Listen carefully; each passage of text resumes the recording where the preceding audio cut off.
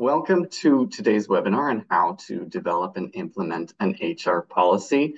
My name is Brisson. I'm the project manager of training at CAHRC, and Victoria Schuler was going to be presenting this today, but unfortunately she's off. So I'm here today. If you do have questions throughout the webinar, please feel free to put them in the chat, put them in the Q&A.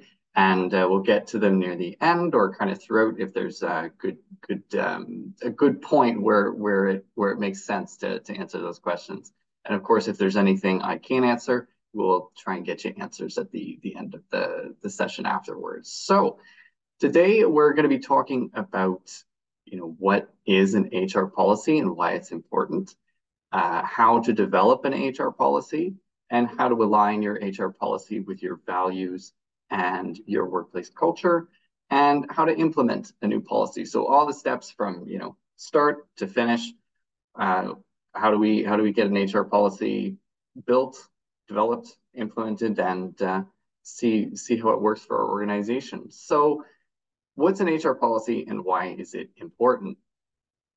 An HR policy, it's a set of guidelines and procedures that describes how an organization manages its workforce. Many organizations have multiple policies, and they cover a wide range of topics such as pay, vacation days, workplace conduct, performance, and training. So a whole lot of things can fall into an HR policy. There can even be more than just what I've listed. There can be less depending on your operation. It really ends up being what you need and what's best for your operation. So we do have a poll question here. We got a little bit of interaction. And the question is, does your business currently have a formal written HR policy? And so you can just select yes or no. We can kind of see where folks are at in the session. So we've got most people who've responded now. And you know what? It's pretty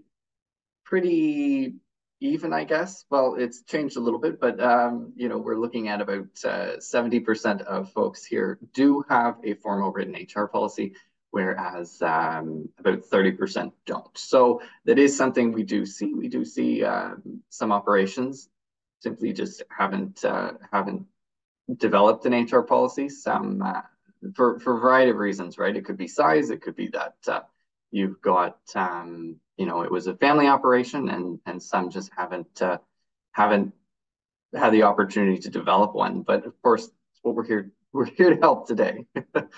And so we have a second poll question as well. So two back to back, but this one is, what are the benefits of having HR policies? So there are a list of options there. I'll read through them all just so that we're kind of all on the same page. And it's your options are provide a useful source of information about how you manage people in your business, standardize HR practices, communicate clear expectations to everyone, minimize confusion about how to handle workplace situations, and ensure compliance with legal requirements. Sorry, there's one more, ensure compliance with buyer's requirements. So a list of several there.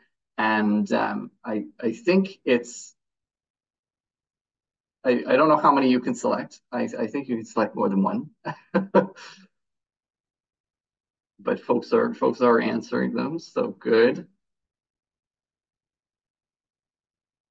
And it's pretty even, I'm seeing pretty well 8 out of 9 for all of them. So, that's good. That's a 90%. There's one that has a little bit less, which is ensure compliance with buyer's requirements. But for the most part, it looks like everybody selected pretty well everything but that last one. And it's all of the above. It is all of the above. They're all very important, and they're all beneficial. So, having an HR policy will help you with all of those things. So there we go. Sorry, my slides are not always clicking ahead there. So yeah, just like we saw, HR policies, they've got many benefits, and having an HR policy in place ensures there's enough clarity and understanding by both managers and employees. They help ensure your HR practices are consistent and clear. And if you have an employee handbook with all of these policies in it, many questions from the employees and sometimes even from supervisors and other folks in the organization can be answered simply by referring to that employee handbook, by referring to those HR policies. And you don't need to worry about the employees getting different answers from different managers because it's written down, it's there, it can be referenced by anyone. Anyone can go and take a look at it and say, okay, yeah, this is our policy on XYZ. So here you go. Instead of, perhaps somebody maybe not making it up, but, not having the answers and providing an answer that may or may not be accurate to your policies. So, if you've got family members too working for you, they need to follow the same rules as the other employees, and having HR policies makes managing people a lot easier. It's very easy to then again point to the HR policies and say, well, this applies to everyone. And it's because the expectations are spelled out for everybody, whether they're a family member or not. And it promotes transparency within your organization and fairness in how you manage people, contributing to a more positive work environment. Everybody understands that they're all treated the same way and nobody's getting that special treatment. Another important aspect is legal compliance too. So certain HR policies are required by law. So, health and safety, for example. And for topics where specific policies are not mandated by law, it's still helpful to have something in place to help explain your processes and make sure you are still legally compliant. So some sections aren't necessarily needed, but it still helps you with other aspects of your organization. Increasingly, we're also seeing that certain buyers, so large grocery chains, would mandate their suppliers to have certain HR policies in place, and they often have to do with protecting human rights and welfare of the workers. So that is something else to keep in mind. Sometimes other people you're doing business with will say, well, we need you to, follow some rules in order for us to work with you on a buying level. So HR policies for small businesses, a lot of operations in Canada, a lot of operations across the country. They are small businesses, they're small operations. A lot of them are family run, and those bigger ones tend to have a lot of resources to do some of this sort of stuff by themselves, whereas the smaller ones, they don't necessarily always have a dedicated HR person, and oftentimes people are wearing multiple hats too. The owner is oftentimes that person who's doing the HR for their operation. And if you're a small business and you're looking into developing HR policies, it's important to kind of take your time and consider all of these areas. And of course, the specific content will be different depending on your operation, depending on what you do, where you work, your jurisdiction. There's a lot of different rules across the provinces. Alberta is not going to be the same as Ontario. They have different rules. For instance, I can think, youth working on farms, youth family members working on farms is very different across the country. It's not all the same. And so it's very important to look into what your province or territory will do for you legislation-wise, what the rules are. So, and industry as well. Some industries have some additional rules. And it is always best practice to consult a lawyer or an HR consultant in your area to get a better understanding of what is a requirement versus what is something that's more flexible. So what you see on screen, there are topics from our employee handbook template that we've got on the HR toolkit. I believe CNLA members do have access to the toolkit. So, there is the option to go and get this for you. You're able to retrieve that and take a look. But those are the sections in that HR handbook. And here's a little bit more of a detailed view of the specific policies in each section. Again, you can include, whichever is necessary for you, and based on your business and based on your jurisdiction and location. And it's just a good starting point to have. You can use the sample policies included in the handbook as well and adapt them to your needs. And I will say too, if you are starting out getting into developing an HR policy, this is a good place to just start. You can even start with a couple. And then as you go along and you've got more time and you kind of develop things, you can always add more and more to it. And even if you've got an HR policy in place already, an HR, like an employee handbook in place already, you can also review and say, okay, well, do I have something about promotion recognition? Do I have something in there about, our emergency procedures, right? And just add it in. It's just a good kind of checklist to go back on and review. But, there are legally required policies. So some are mandatory and they need a yearly review. And these mandatory policies, they vary by jurisdiction. Some are the same across the board, across the provinces, and some are specific to single jurisdictions. Like I said, just take, for example, that youth employment on the farm, right? Like, does someone have to be to work on particular operations? How many hours are they allowed to work? It varies by province. And then if they're a family member, again, it varies by province.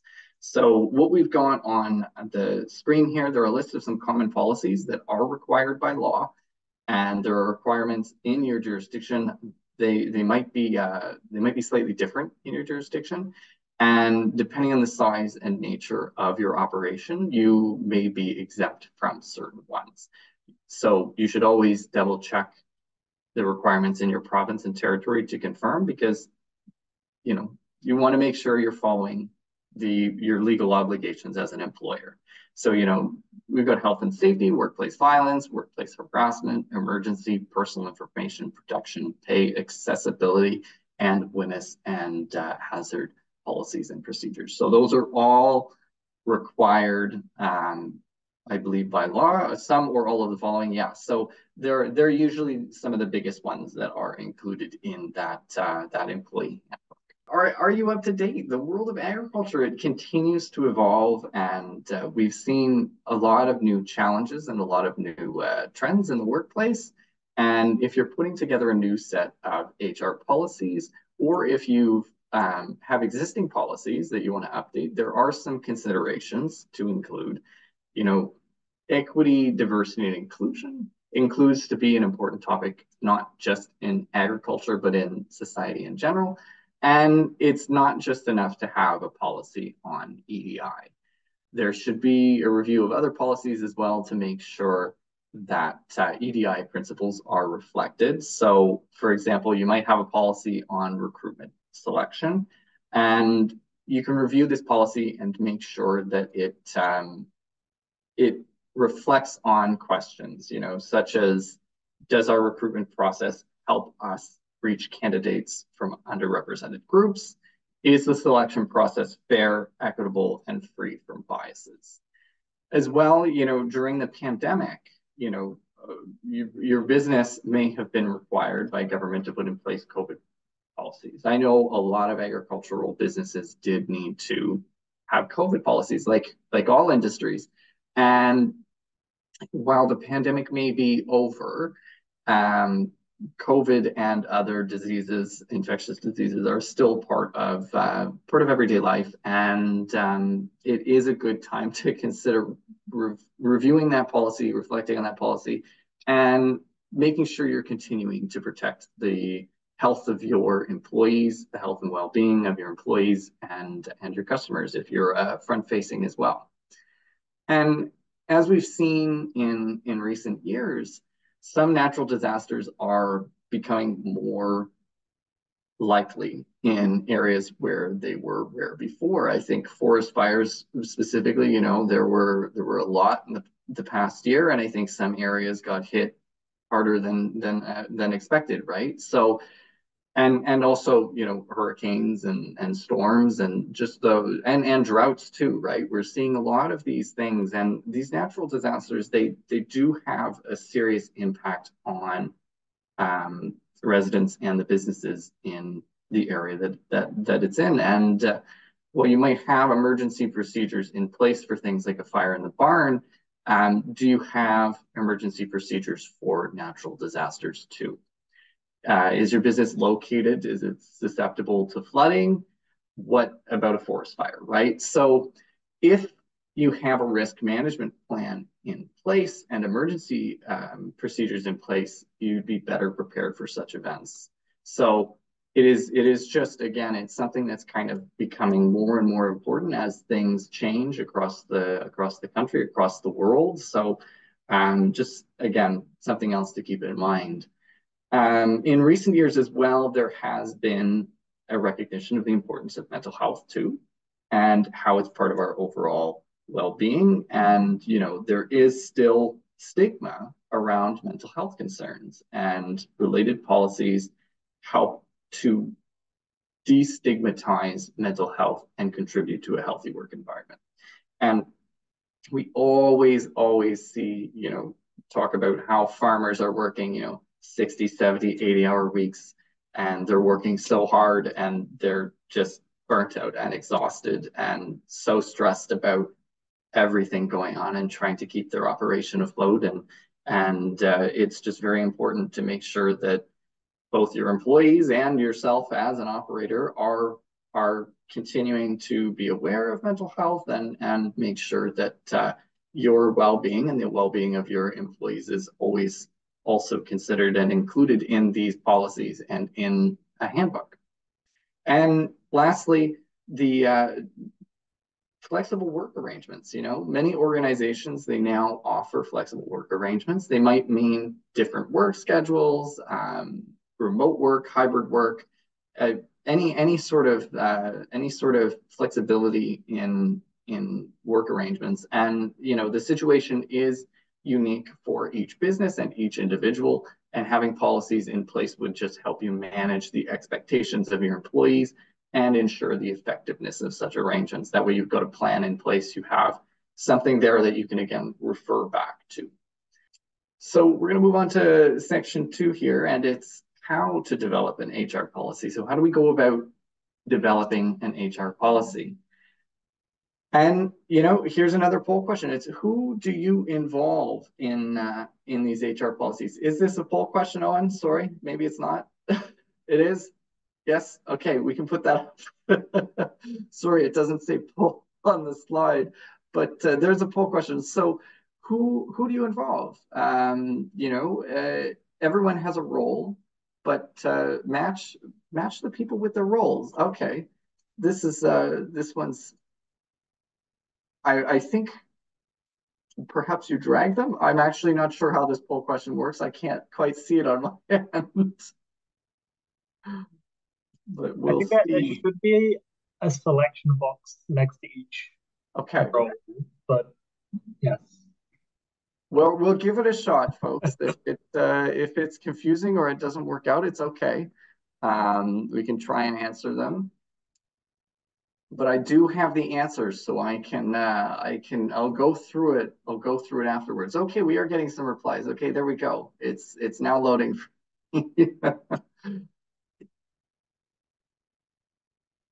Interesting. I will say I haven't seen a poll like this. So seeing the responses on the back end is there's a lot going on there. I think we'll have to share this one to go through it with you so you can see what I see. But good, we've got about half of folks have responded. I'll give it another second just because it is a little bit of a more complicated question. And I'll actually share results. Yes, okay, good. So we're sharing results so you can kind of see where folks landed here. And we'll go through it together. So HR, their role is to draft the policy, engage stakeholders, and gather feedback and plan for implementation. So we do have, that seems to be the one that won there. So very good. And I do see a little bit of, variance there. We got some people who selected a couple other things. And, it doesn't mean you're wrong either. It also does mean, there's the main thing, I think, which would be draft the policy and engage in stakeholders and gather feedback. But there's also the concept of everybody kind of has a role, and some of them end up being shared, and some of them end up being, they do more than one. They've got more than one hat again. And manager and owner, there's a little bit of the next two, manager and owner and supervisor, there's a little bit of spread there between the two of them. So for manager, we have provide direction and feedback. And I'm seeing that is the winner, just barely the winner, but that is the winner there. And then for supervisors, it is provide feedback. And let's see here. Provide feedback. Oh, people suggest provide advice on policy development. Ah, okay. I see. Sorry, I'm very interested in our spread here. So good. So there seems to be quite, there's a lot of spread with the answers, and what we'll do, we'll stop sharing it, and I'll read through the other ones, because I guess we don't need to go through each and every one, but I thought it was interesting to share. For employees, again, it's provide feedback. For external legal counsel, it would be to provide advice on compliance with legal requirements. And external HR consultant is to provide advice on policy development. So a very interesting question, very interesting to see your responses there. Very spread out again, though, for the internal portion, it could be multiple hats. People could be doing more than one of these things. And again, depending on your operation, maybe that's how it works, and that's okay too. But we're going to move on now to steps in developing a new HR policy. So, we need to consider the legal and business environment. We've got to draft the policy, review the policy, and then introduce it. Considering the legal and business environment. So before you decide to develop a new policy, you've got to consider the legal requirements and your business environment. So, is this a policy that's mandated by the law? What does this policy need to accomplish? There's time and resources as well in developing and implementing this policy and maintaining this policy. So you want to make sure that the new policy will bring value and contribute to a better workplace. If you're going to put the work in, you want to make sure that it's going to be beneficial to you. It's going to be beneficial to your employees and your workplace. So there are some other policies to review, some other questions to review, such as, what does this policy need to accomplish? How does it support the desired work environment? How will the policy be monitored and enforced? How will your operation, or how has your operation, handled this in the past? So just a few other questions there to consider when you're going into this. And then, you got to review the relevant information before you put pen to paper. If it's a policy that's mandated by your jurisdiction, mandated by law, it's important to see what the requirements are. On many topics, you might not have a formal policy. You might already have something else in place, such as a checklist. So there might be something that's there already. And, you have to decide too if you're going to use a template or if you're going to build your own. For most policies, you will be able to find templates. And, just for example, again, our employee handbook, the CAHRC Employees Handbook that was developed, template, that one, has many samples of policies that are applicable to businesses and agriculture. So, there might be, I know we're talking landscaping here, but there are still policies in there that are relevant. And there are policies that could be changed too. It's good to have a starting point. And even if you want to change it again to suit your operation, that's totally fine too. And that just gives you a starting point to move forward a little bit quicker. So the next step is to draft the policy. So once you've decided, yes, we need a policy for this, it's going to be beneficial, it's going to be worthwhile, we're going to do it. Now you've got to go and draft it. So if you've got an HR person on staff, it's would usually be them that would draft this policy. Otherwise, it could be a manager. If you're starting from scratch, a typical policy would include elements such as an overview, what the policy is about, details of the expectations and procedures, responsibilities for managers and employees, consequences for non-compliance, and special situations. So if there are certain terms that might be open to interpretation, it's good to provide clear definitions within the policy. So if you're using a template, it is an easier job. So you can review, like I said, you could review and adapt that content to your business. It's just sometimes easier to have a starting point. And it is important to make sure that the policy is written in clear and easy to understand language. And if you're struggling, you can always enlist the help of an editor or use an online tool for proofreading or edit and review. So a lot of options out there to make sure that your policy is clear, simple, easy to understand, because that's also very important. Like we said, it is important to be able to go back and reference the policy later on, but it's also important to be able to understand the policy too and make sure the interpretation is only the one that you want it to be. You don't want it to be interpretable to be something else that you didn't want, right? Like, it needs to be clear, it needs to be straightforward, so that when a manager goes and they read it, they say, yes, this is our rule on this. This is how we do this. And the employee goes, same thing. So that's the point, right? You want to have that consistency. So once you've written a policy, you've got to review it, and you have to make sure it makes sense, so it can stick. It's best practice to gather input early on when you're developing the policy, and you want to get that feedback from your management team, possibly a lawyer or an HR consultant. And depending on the specific policy, you may want to actually check in with your employees too. So it's also possible, everybody can be part of this process in the review of the policy.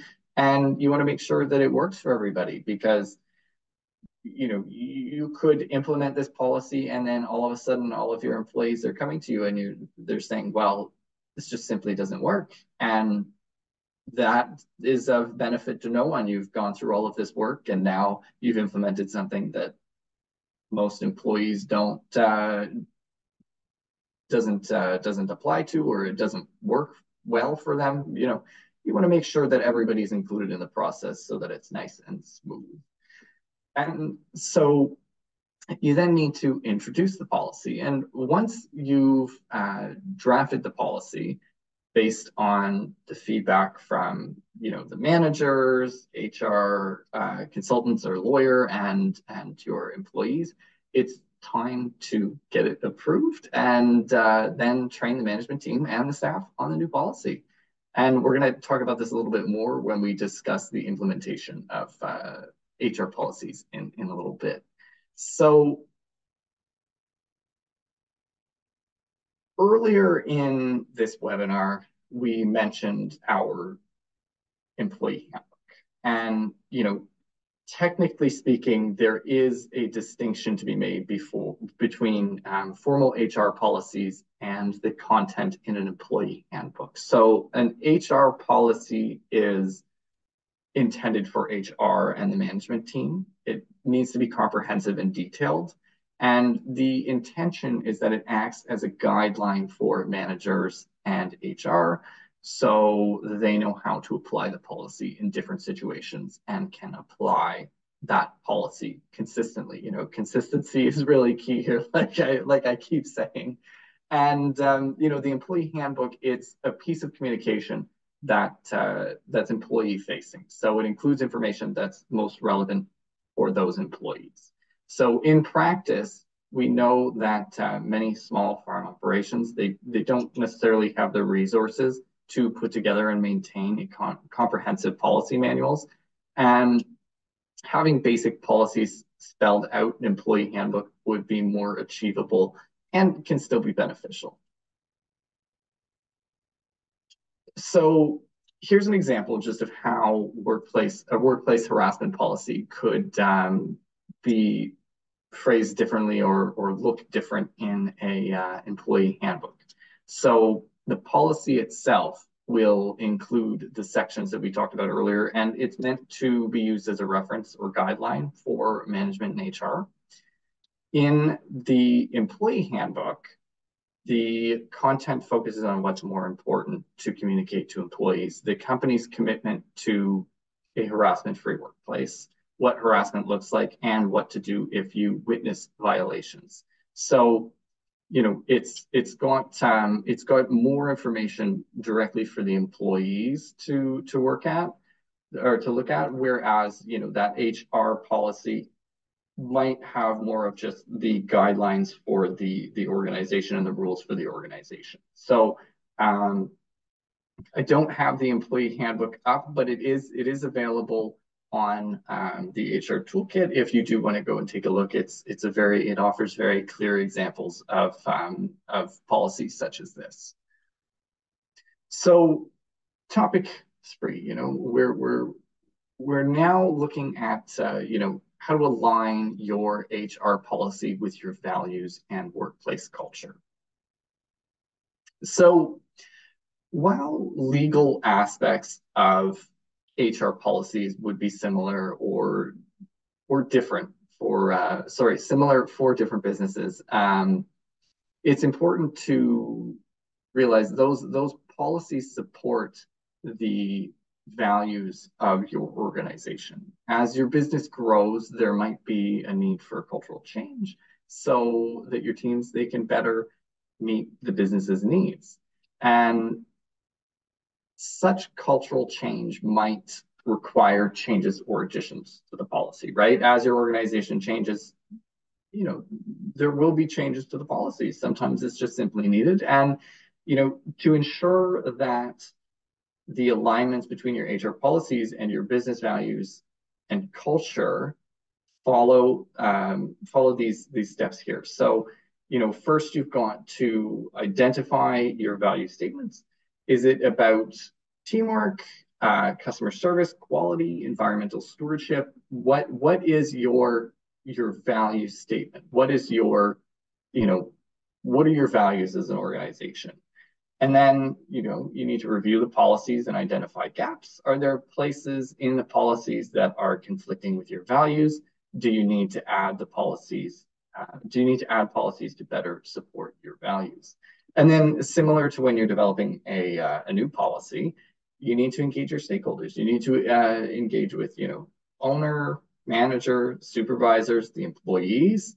Where do they see the gaps? You know, what are their suggestions for improvement? It's always important, again, to engage with everybody to make sure this makes sense for us, this makes sense for you, this makes sense for the business.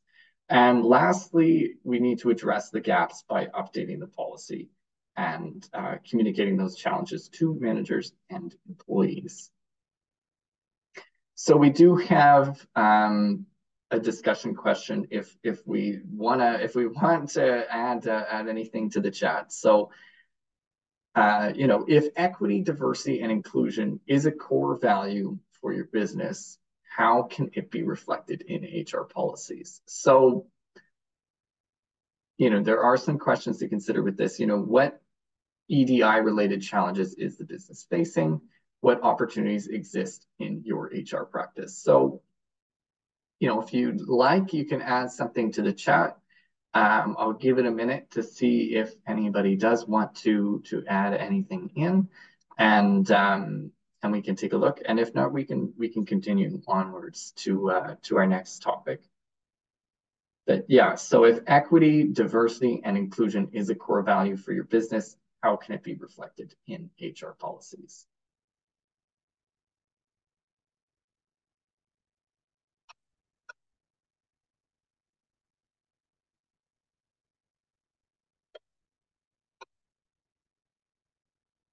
And currently seeing nothing in the chat. I will move along, but if something pops up, maybe we'll go back.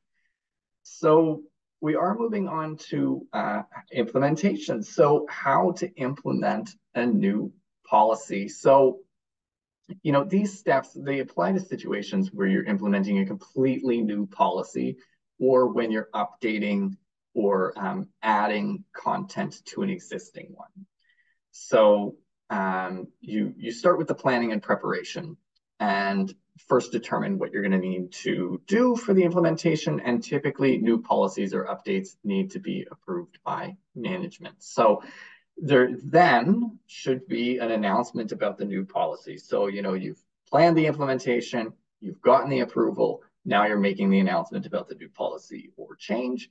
And typically there should be an email announcement. It should be mentioned in, or it should be mentioned in a meeting with employees, and employees should have the opportunity to ask questions. Employees are going to be curious, you know, what is changing? Why is it changing? How is it changing? How is it going to impact me and my work? So, you know, it is important to have that moment of exchange where they have the opportunity to ask those questions. And you may also need to provide training to employees or supervisors. It is also best practice to ask employees as well to sign an acknowledgement to say they've received the policy, they understand the content, and they agree to follow the new policy as well. So and to make them aware of consequences for non-compliance. So I'm just going to read here. We've got we have an example of that, for instance. So one example we've got is I have read and been informed about the content, requirements, and expectations of policies indicated above for employees at our company. I have received a copy of the employee handbook and agreed to abide by the policy guidelines as a condition of my employment and my continuing employment at our company. I understand that if I have questions regarding any of the above mentioned policies, I will consult with my immediate supervisor or the person responsible for human resources at our company. So, you know, there are examples like that in the CAHRC HR toolkit, which again you do have access to. So it's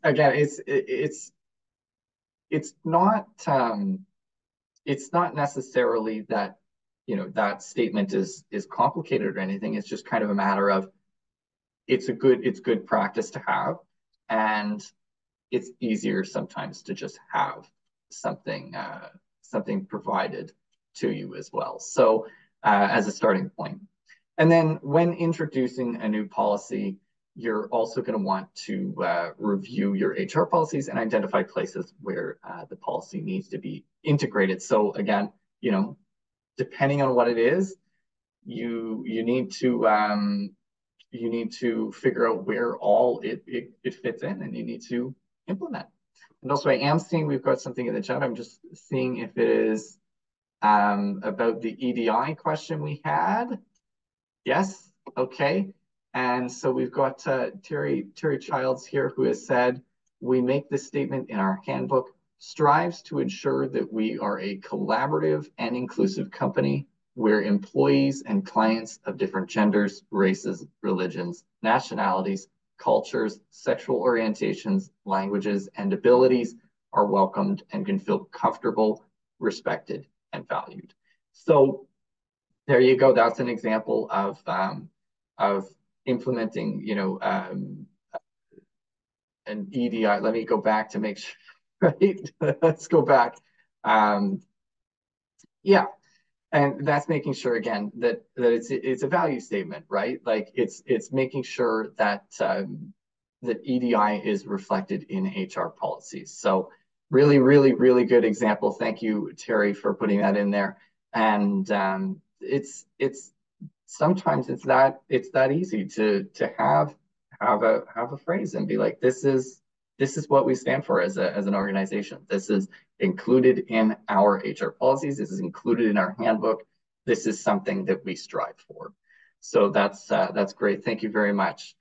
And so we've gone through the steps of HR policies, but integrating the HR policies into processes. So when you're implementing new or updated HR policies, there's always, there are common places to review and determine how these changes can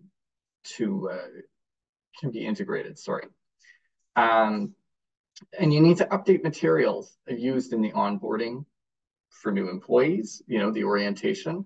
You need to look at training or informational sessions. They might be needed for existing employees and supervisors to ensure the policy is being implemented correctly, that they understand, again, the policy, give them another opportunity to ask those questions and get a better understanding of the policies. And if employees, if they need to be doing things differently, the policy can become a topic in performance and coaching conversations as well. And sometimes the policy might impact an existing process, which might need to be updated accordingly. So again, when we're going through all that planning and implementation phase, it's important to kind of see, like we said, what is it going to impact? And then how do we implement it into that, or change our policies, change our other policies to reflect this and to mesh with this well. If you're changing, for instance, a value statement, do your policies reflect that value? Do your policies reflect what you're standing for, right? And so, we got a couple tips here for an effective implementation. Individuals, they've got different preferences for receiving and processing information. So it's best practice to communicate these changes in multiple ways. So you can, like we said, you can send it via email, you can do it in a meeting, you can give people hard copies that they can take with them, take home, or sit down and read. You can provide training and include them in just coaching conversations. The training conversations, just sometimes people just need different methods of training for this sort of thing, and that's totally fine. It's just, all you want to do is make sure everybody understands how the policies work. Everyone has an opportunity to understand how these updates work. So the policies, they also need to be easily accessible, right? So the employees, if they've got questions and they can't find the policy easily, it kind of defeats the purpose of having the policy in the first place. They need to know what they are, and they need to be able to access what they are. If they, first step for them would be, okay, well, let me go look. Let me go look at the policy, or ask, I suppose, too. And you may want to print out a hard copy or multiple hard copies, and you can keep it in the work area. You can put a PDF copy on your company website, or you can even print out posters and put them on walls in common areas. Just making sure that people have the information readily available to them. Just make it easy for them to access. And with any HR policy, there should be a predetermined schedule to review and update it. So typically the review is done on an annual basis. Whatever changes are made, they should have advanced notice associated with them. So, employees and supervisors and managers should be notified, yeah, okay, we're going to be making a change. If you don't know what it is, you say, okay, we're working on it. Or if you know what it is, here you go, like, this is what we're going to be doing. And, there should always be an acknowledgement of the change as well. It's very important to inform people when a policy has changed, preferably before they're getting in trouble, you know, like, so you want to, when you make that change, you want to say, okay, we've made the change effective today, or, you know, effective next week. We're going to be, this is the new policy. And again, it's having that time for feedback and all of this. It shouldn't be a surprise that this is coming. And another thing to consider is expectations with family members too. So if your family members are working as an employee in your business, they also need to follow these policies. And if you haven't discussed this already, that expectation should be clearly communicated as well. So, you know, we have a couple of examples here. You know, if you want, again, in the chat, you can provide a suggestion as to how you might handle these issues here. But, you know, the couple of examples, during the COVID-19 pandemic, workplaces were required to have COVID-19 procedures and protocols. And the employees in this story have claimed that the employer was negligent in their handling of COVID-19 safety measures and caused them to contract the virus. So, you know, that's how would you use HR policies to address these issues? These are very real issues too. These happened, right? Like, it's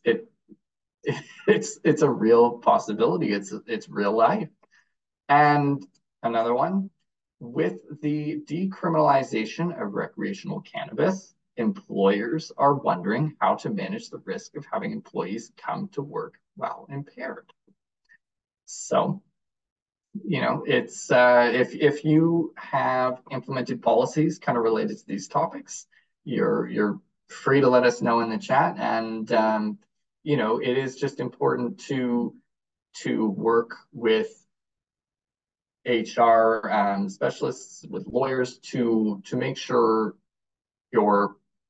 you've got policies for this sort of thing, and you can make, you know, policy changes if needed. You can introduce policies and consider all of the options and all of the potential policies you'll need. So anyway, I'll move forward, but if you do have anything on that, you're free to put that in the chat. Oh, I see somebody has put yes, Terry, that's very fair. Include marijuana in your alcohol section. Yeah, that's a good point. They're oftentimes paired together, and it's, you know, it's most employers, or well, I guess maybe not most employers, but a lot of employers, you know, have policies on alcohol, right? You can't drink on the job. You know, a lot of these jobs, you're handling farm machinery, and it's dangerous too. It's not just that you've been it's not that you're unable to do the job anymore. It's that you're now dangerous. You're a danger to yourself. You're a danger to those around you, and you want to make sure that you know, health and safety. You want to make sure everybody's going to be okay, and that they're able to do the job, and that nobody's going to get hurt. And cannabis, alcohol, there's a real possibility that somebody could get injured. So just you know, a little summary today. We've kind of come to the end. We do hope that you found today informative, you found today helpful in any way, and that it gives you some confidence to develop, update, and implement your own HR policies and your own employee handbook. And we do have some other upcoming webinars on employee handbooks and specific HR policies, such as discipline and termination. So do keep your ear out for that, because that's coming, and I believe they'll be, you know, publicly shared. And just, you know, to wrap things up, HR policies help bring clarity and consistency to workplace expectations. They help ensure that your HR practices are legally compliant. And when you're developing HR policies, consider using existing materials available, like the CAHRC HR toolkit, and it just makes your life easier. It makes things more efficient, and it also helps you think about things that you may have not realized would be important to add, or things that you were just, slipped your mind even to. There's always that you sit down to go and do it, and you're like, okay, I don't know what to add, or you think of some really clear ones that you're like, okay, yep, vacation is in there, but then you've forgotten something as simple as, compensation. You're like, okay, yeah, it's very easy to miss things. So it's always nice to have something to refer back to. And, and do remember as well, your HR policies, they do need to be reviewed and updated regularly too.